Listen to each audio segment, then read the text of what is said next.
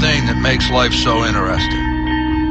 The theory of evolution claims only the strong shall survive. Maybe so. Maybe so.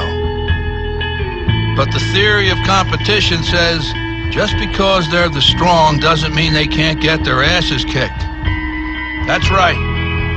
See, what every long shot come from behind underdog will tell you is this. The other guy may in fact be the favorite. The odds may be stacked against you, fair enough. But what the odds don't know is this isn't a math test. This is a completely different kind of test. One where passion has a funny way of trumping logic. So before you step up to the starting line, before the whistle blows and the clock starts ticking, just remember, out here, the results don't always add up. No matter what the stats may say, and the experts may think, and the commentators may have predicted, when the race is on, all bets are off.